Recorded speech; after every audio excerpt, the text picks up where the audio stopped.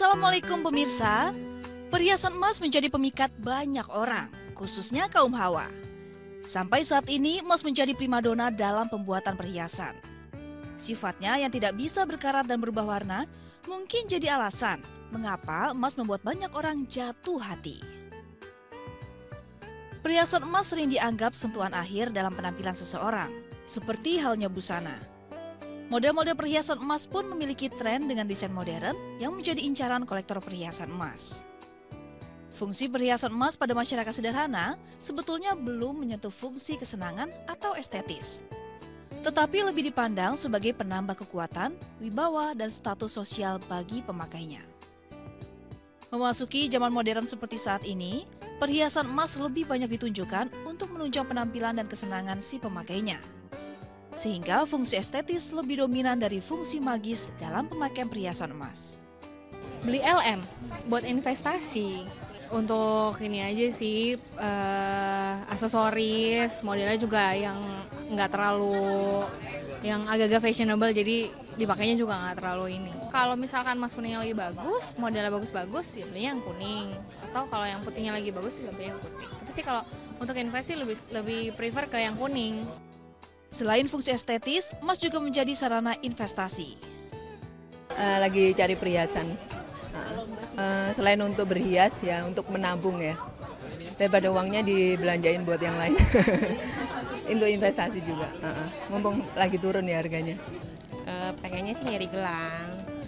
Tapi belum ketemu. Enggak dipakai semua sih, ya buat simpenan, ya kadang-kadang ya dipakai sekali-sekali aja. Dipakai aja, kalau investasi, kalau perhiasan nggak bisa. Logam mulia, iya. Jika wanita menggunakan emas untuk fungsi estetis dan investasi, bagaimana dengan kaum pria? Apakah mereka diperbolehkan menggunakan emas? Dalam hal ini, Islam memberikan aturan tegas, pria diharamkan memakai emas.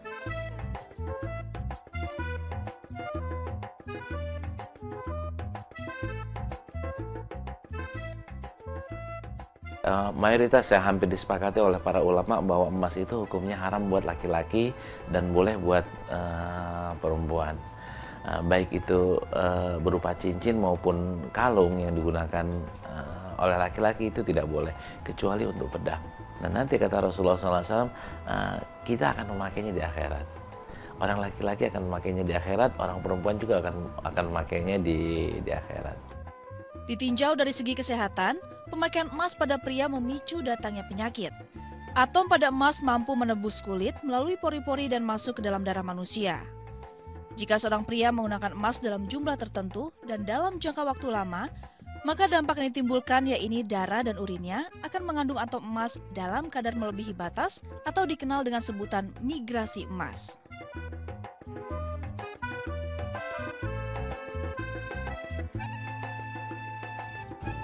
Jika tidak dibuang, maka dalam jangka waktu lama, atom emas dalam darah akan sampai ke otak dan memicu penyakit Alzheimer. Anda tahu apa Alzheimer? Alzheimer adalah penyakit di mana orang tersebut kehilangan semua kemampuan mental dan fisik, serta menyebabkan kembali berperilaku seperti anak kecil. Alzheimer bukan penuaan normal, tapi merupakan penuaan paksa. Ya, emas sudah dipakai berabad-abad, rumus kimianya dan dikenal dengan nama aurum ya. Sebenarnya emas jarang menimbulkan alergi. Tapi yang ditemui di klinik seringnya alergi sebenarnya karena campuran emas itu sendiri. Emas untuk dijadikan perhiasan jarang yang 24 karat murni. Walaupun ada, tapi lebih sering adalah dicampur dengan berbagai campuran. Apakah itu besi, apakah itu nikel, dan yang sering menimbulkan alergi sebenarnya adalah nikelnya sendiri.